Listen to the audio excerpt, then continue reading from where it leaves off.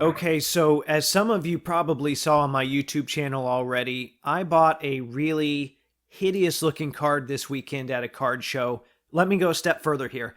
I spent $100 on a really hideous looking card at a card show this past weekend.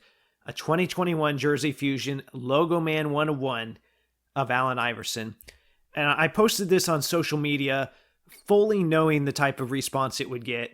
And I'm going to humor you here real quick by reading a few of those off.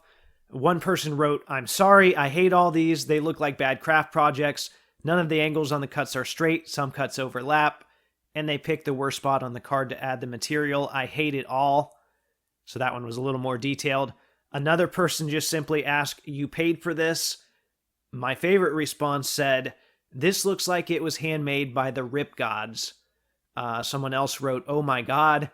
And then on top of it all, someone proclaimed, "I hope you bought it to burn it and remove it from existence."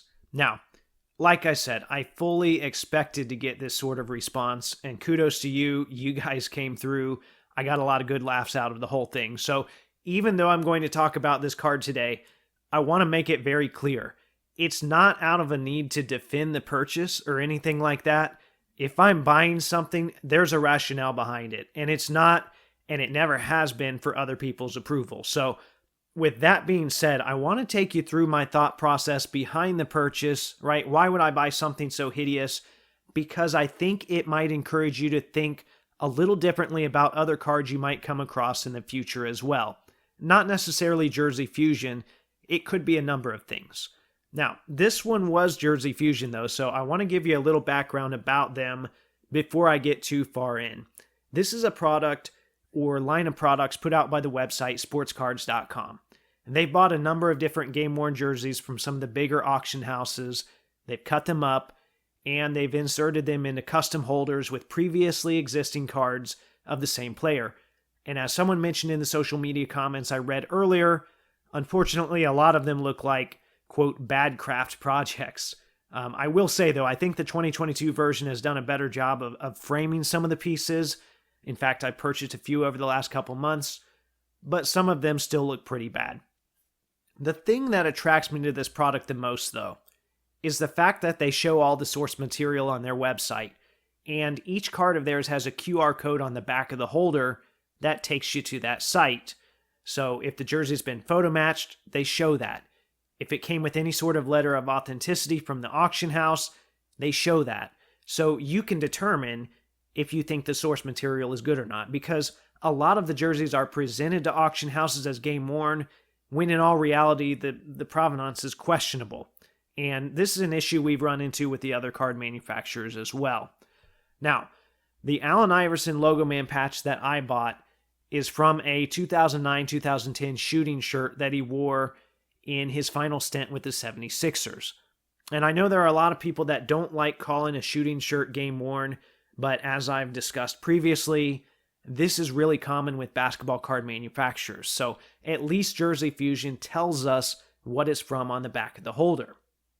All right, so in this case, I've talked all about the swatch on the front of the card, but I haven't said anything about the actual card it's built around, and that played a huge part in this purchase for me as well.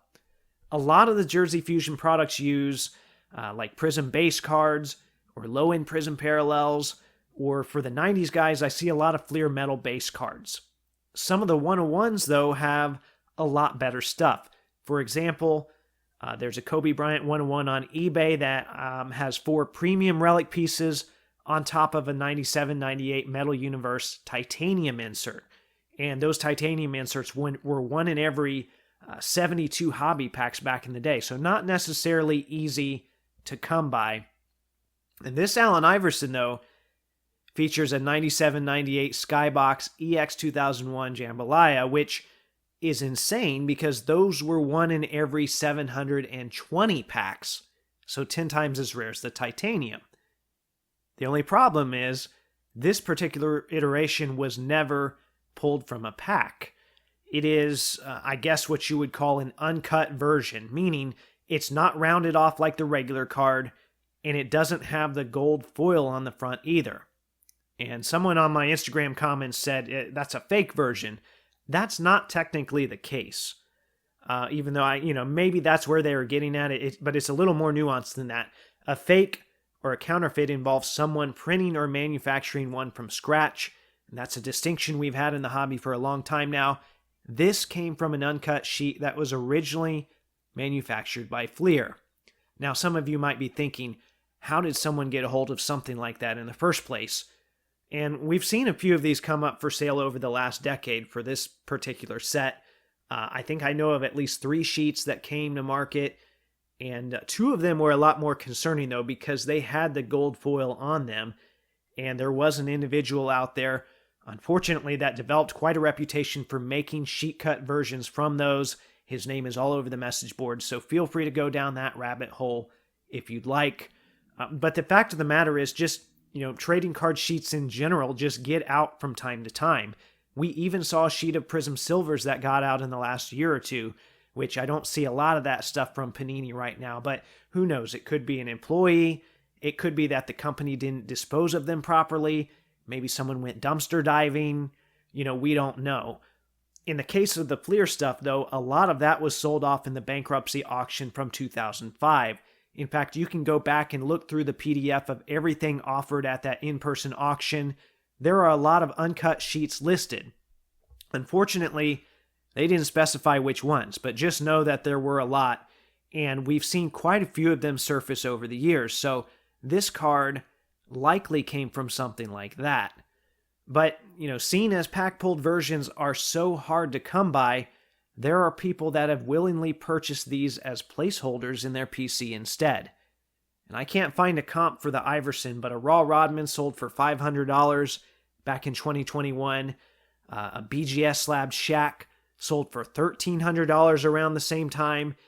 And then I believe there's a Jordan that's up for sale right now, but they're asking like $13,000, so that one's not going anywhere.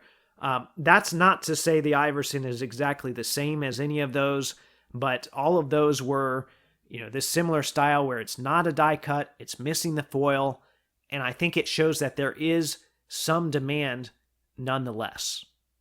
Now, from the moment I saw this whole, atrocity at the show in front of me, the wheels have been turning in my head, because I think the card that Jersey Fusion purchased for use in this product is worth more than I paid.